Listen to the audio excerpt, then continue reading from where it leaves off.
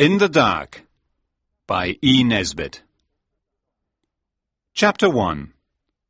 A Shocking Confession.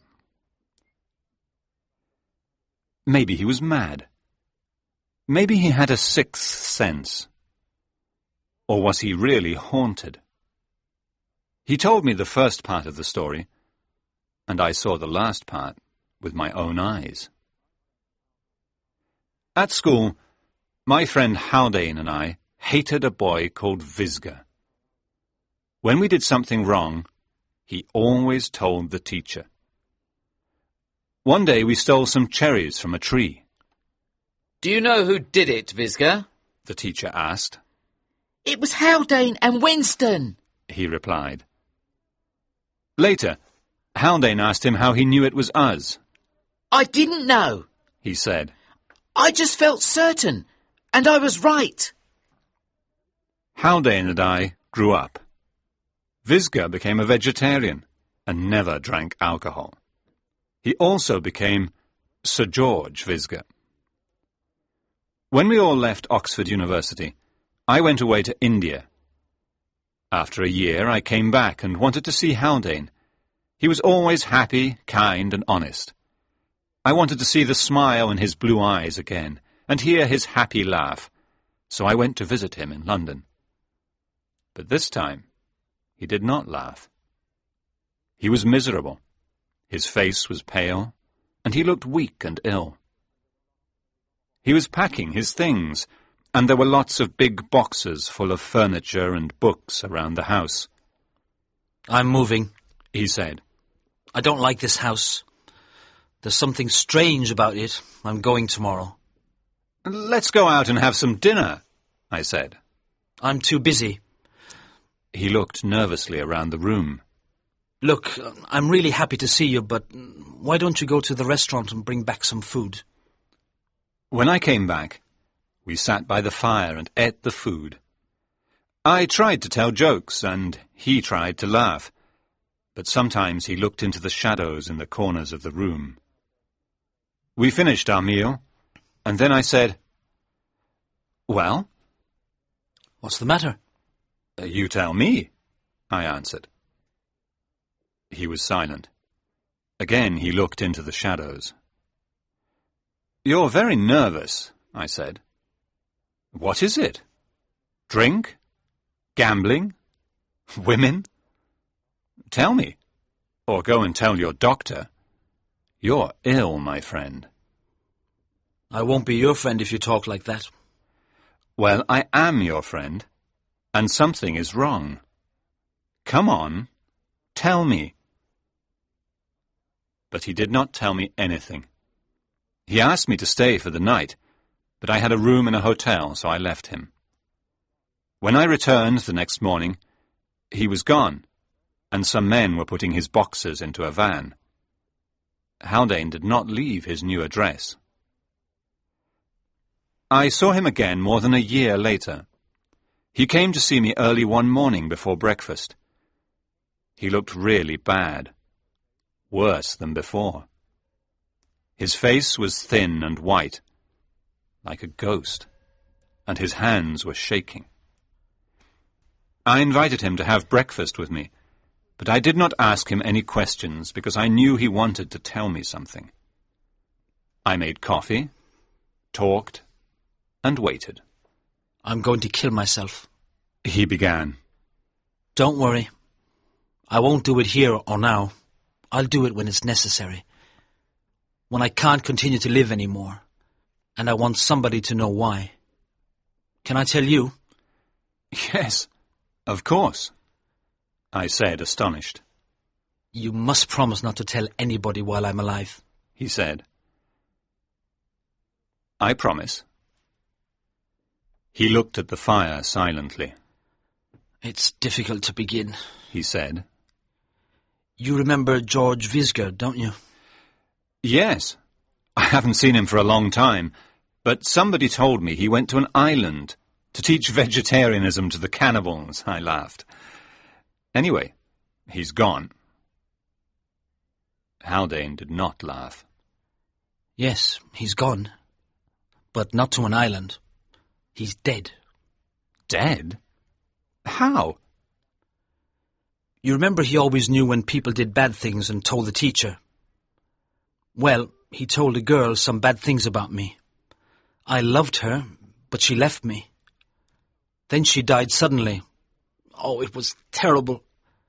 When I went to the funeral, he was there. I came back home and sat thinking about it, and then he arrived. I hope you told him to go away, I said angrily. No, I listened to him. He came to say it was better that she was dead and we hadn't got married. I asked why, and he said because there was madness in my family. And is there? I don't know. But he said he knew and had told my girlfriend. I said I never knew anything about madness in the family. And he said, so, you see, it's better you didn't get married, isn't it? And then I put my hands around his neck. I don't know if I meant to kill him, but that's what happened. I was shocked. I said nothing. What can you say when your friend tells you he is a murderer? Haldane continued.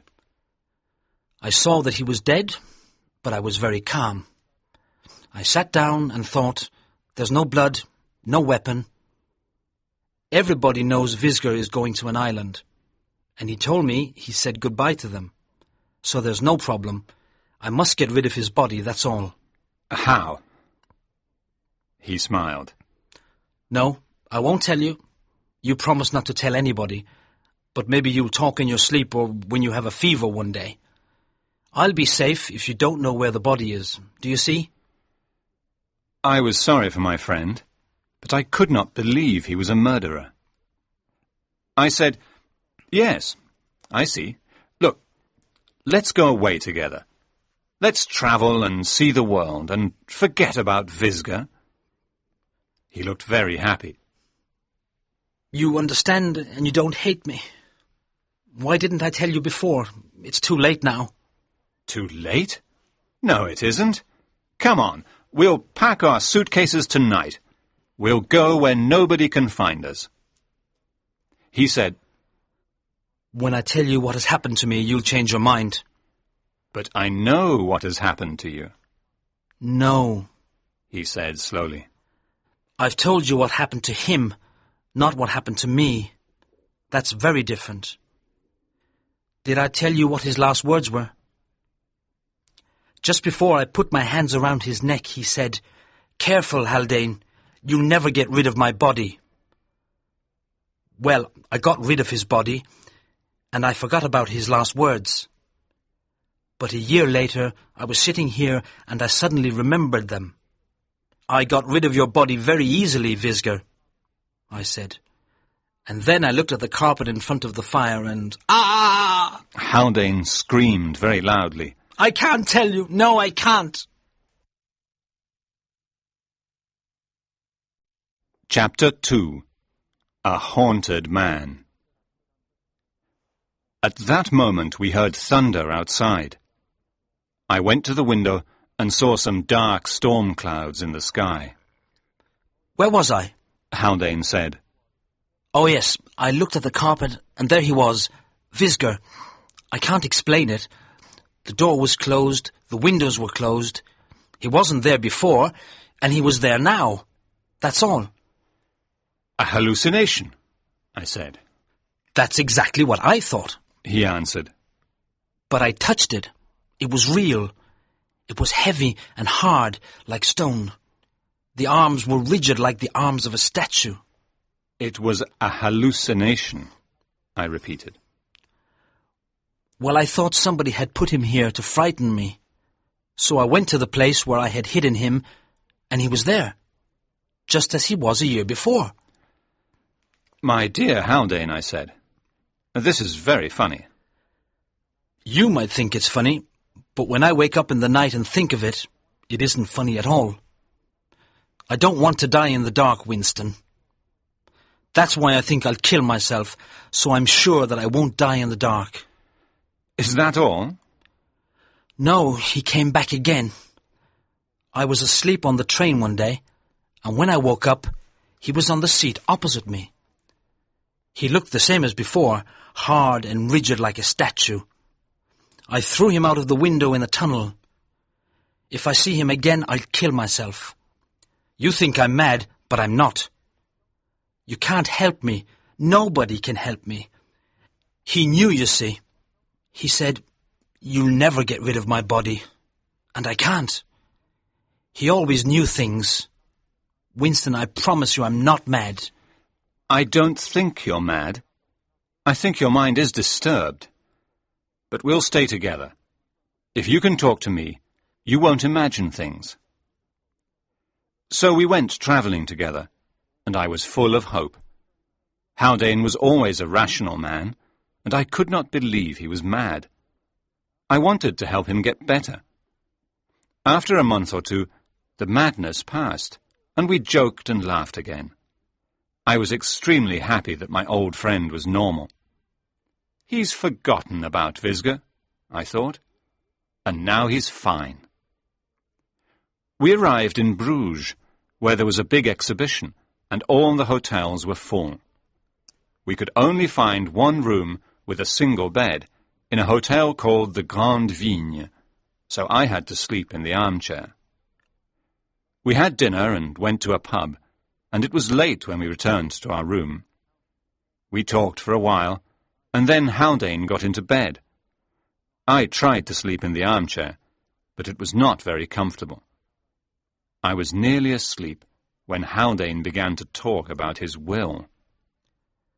"I've left everything to you, Winston," he said. "I know I can trust you to take care of everything." Thank you, I said sleepily. Let's talk about it in the morning. But he continued, telling me what a good friend I was. I told him to go to sleep, but he said he was thirsty. Oh, all right, I said. Light the candle and go and get some water. And then, please let me sleep. No, you light it. I don't want to get out of bed in the dark. I might step on something or walk into something that wasn't there when I got into bed. I lit the candle, and he sat up in bed and looked at me.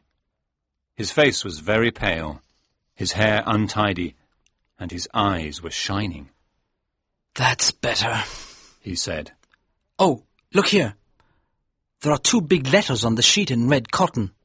G.V. George Visger." No, it's the symbol of the Hotel Grande Vigne, I said. Hurry up and get the water. "Please come with me, Winston." I'll go down by myself. And I went to the door with the candle in my hand. He jumped off the bed in a second. "No, I don't want to stay alone in the dark," he said, like a frightened child. I tried to make a joke of it, but I was very disappointed. It was clear to me that all my time spent trying to help him had been wasted, and that he was not better after all. We went down as quietly as we could, and got some water from the dining room. Haldane took the candle from me, and went very slowly back towards our room. He looked round very carefully. I knew what he was looking for, and I became angry and nervous. When we entered the room, I almost expected to see something on the carpet, but of course there was nothing.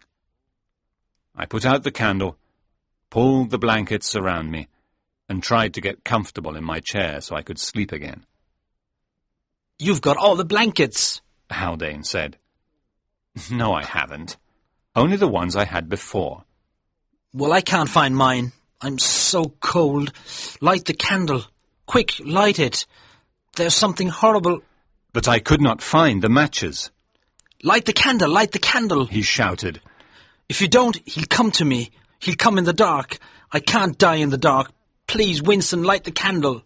I am lighting it, I said angrily. But in the dark I was trying to find the matches with my hands. On the shelf, the table. I could not remember where I had put them. You're not going to die. It's all right. I'll get the matches in a second. It's cold, it's cold, it's cold, he said, like that, 3 times. And then he screamed loudly, like a child or like a rabbit attacked by dogs. What is it? I cried. There was silence. Then, very slowly, It's Vizga. he said, and his voice seemed strange and distant. Of course it isn't.